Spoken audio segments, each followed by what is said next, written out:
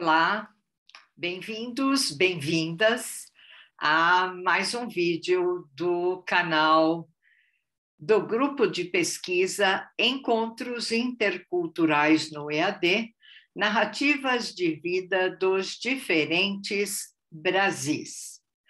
Ao longo de alguns vídeos, eu falei sobre a relação entre as narrativas de vida, e para que você, se ainda não se familiarizou com o tema, queira fazer isso, ao primeiro vídeo aqui postado da professora Cielo, em que ela explica exatamente o que é narrativa de vida. Em outros vídeos isso também foi feito, mas lá você terá mais detalhes. Então, retomando, não é? As relações entre as narrativas de vida e a autoficção. Então, já falamos sobre o cinema de Almodóvar como autoficção, falamos de dois autores, Marcelo Rubens Paiva e Cristóvão Tesa, com duas obras, não é, que tratam da autoficção, Ainda Estou Aqui, do Marcelo, e O Filho Eterno, do Cristóvão Tesa.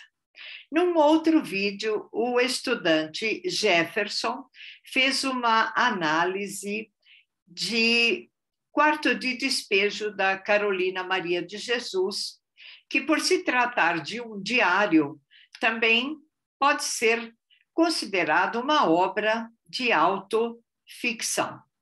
Só para lembrar, autoficção, assim como narrativas de vida, não é exatamente biografia ou autobiografia, mas são traços em obras que nos remetem a um lado da vida de um artista, ao mesmo tempo que expressam esteticamente um componente literário, pictórico, musical, audiomusical, que tenha um trabalho estético fundamental.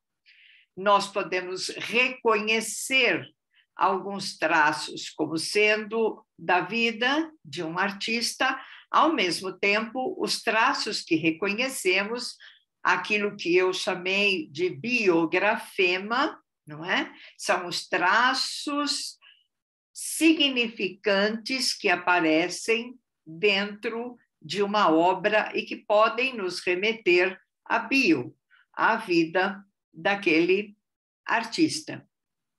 Mas esses traços significantes são marcas, aquilo que nos leva a reconhecer também uma obra estética.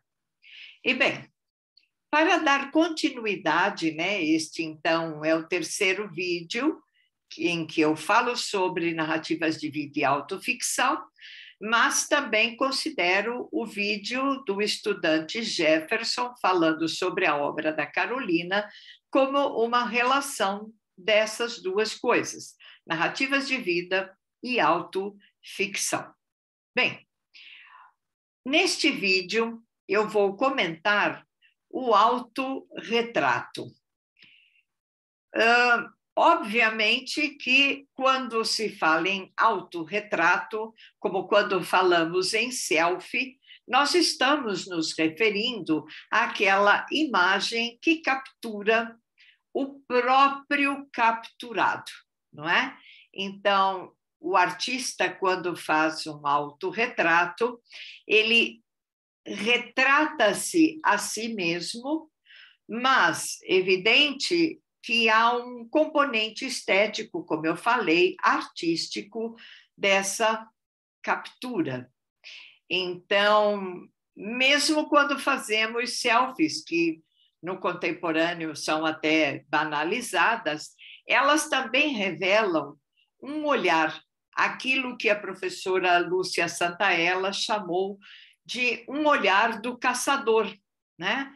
Qual o ponto Que outras coisas vão aparecer neste autorretrato? O ponto de vista, a perspectiva, as cores. Então, são vários os elementos que fazem com que, como nas selfies, nenhuma delas seja exatamente igual à outra, assim como no autorretrato. A gente tem muitos artistas que trabalharam o autorretrato em várias imagens e todas elas são diversas.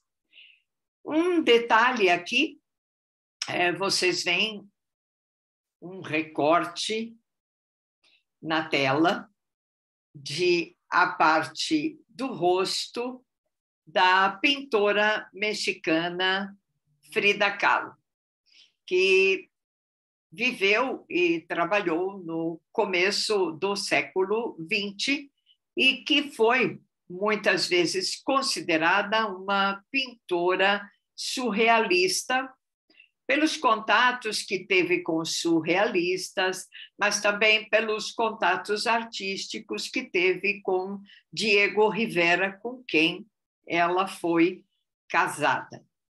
Há, no entanto, algumas divergências da própria Frida Kahlo, que nunca se considerou surrealista. No entanto, alguns quadros que compõem, não é, uma série de autorretratos revelam-nos imagens pictóricas de sonhos, uma das características do surrealismo.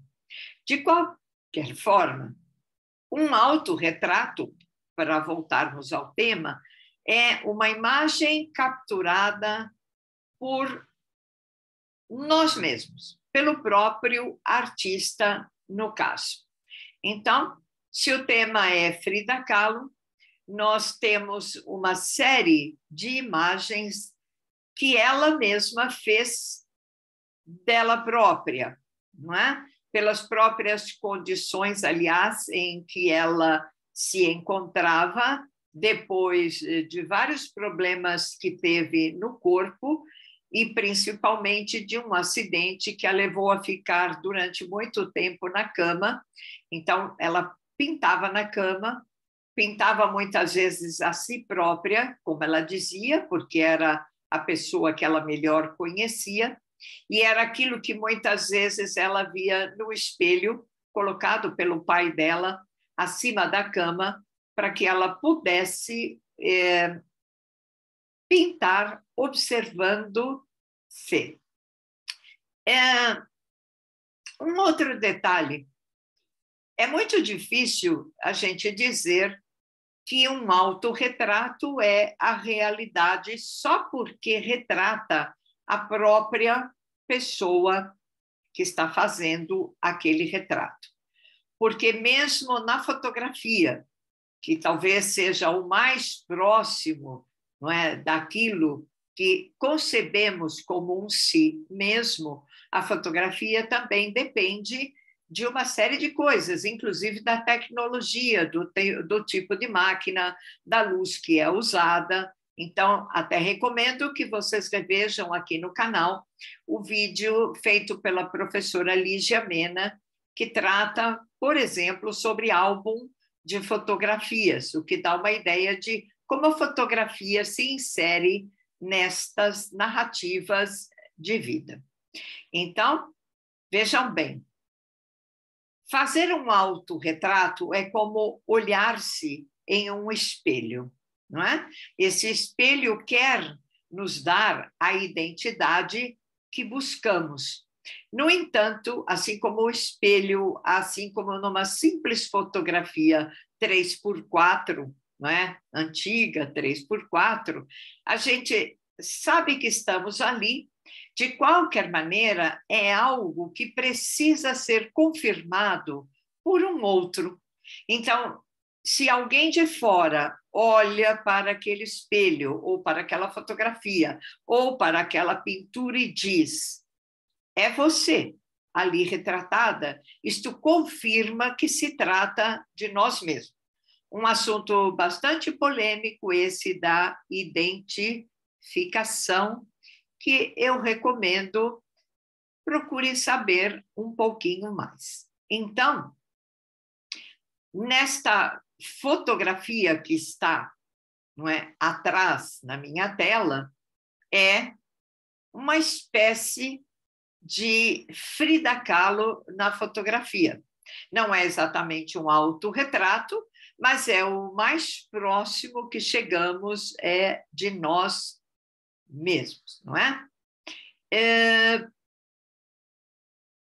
Vou mostrar para vocês uma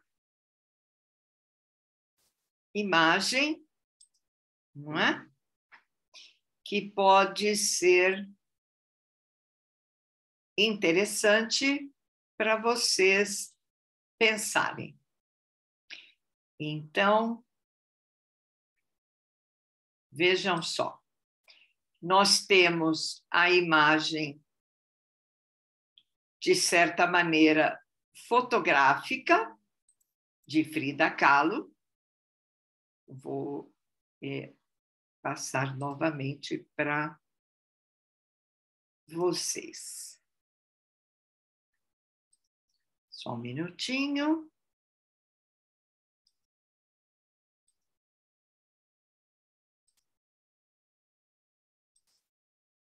Agora sim. Então, há duas imagens. À minha direita, uma pintura feita por Frida Kahlo, que intitula-se A Coluna Partida. E à minha esquerda, Frida Kahlo fazendo uma pintura na cama, com a paleta, não é? Acompanhada de vários objetos que estão no seu quarto de dormir. Como eu disse, ela precisou usar um colete que a imobilizava depois do acidente que ela sofreu, e esta foi a única maneira de ela conseguir continuar seu trabalho de pintura. O quadro dentro desta fotografia são imagens familiares que Frida Kahlo está compondo, um outro quadro dela. No quadro à direita, percebe-se nitidamente, por alguns traços significantes, como as sobrancelhas em asa, não é? Os cabelos, o rosto afunilado, o olhar distante, que estamos diante de um autorretrato de Frida Kahlo. Mas ainda, esteticamente, Frida recompõe neste quadro, nesta imagem, o colete e a coluna que, de fato, partiu-se ou danificou-se no acidente. Mas ainda, sabemos que no acidente, num ônibus, não é? Um cano atravessa o corpo de Frida Kahlo, entra por sua vagina e rompe todo o seu corpo. Então, gravemente, ela fica ferida.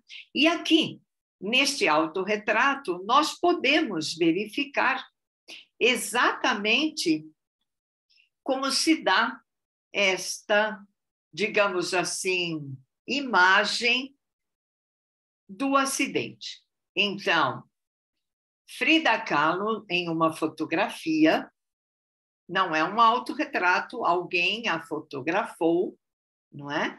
Só para termos a ideia do rosto dela, que se transfere para a sua pintura, A Coluna Partida. Aqui, sim, exatamente, um autorretrato na pintura. Mas, se nós observarmos, não é? É um autorretrato, porque, eu repito, há traços que nos revelam Frida.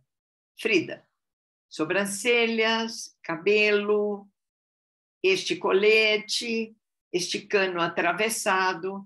No entanto, há toda uma paisagem ao fundo, que é uma paisagem pictórica, e que necessariamente não seria ou não estaria no campo da verdade, uma vez que é uma imagem, digamos, falsa, criada para o fundo da peça. Mas exatamente uma imagem que revela o quanto de liberdade está cerceado no movimento ou na falta de movimento da artista. Então, o céu, o verde, coisas que, durante todo o período de reabilitação, Frida Kahlo não pôde construir. Vejam que há também espécies de pregos, não é?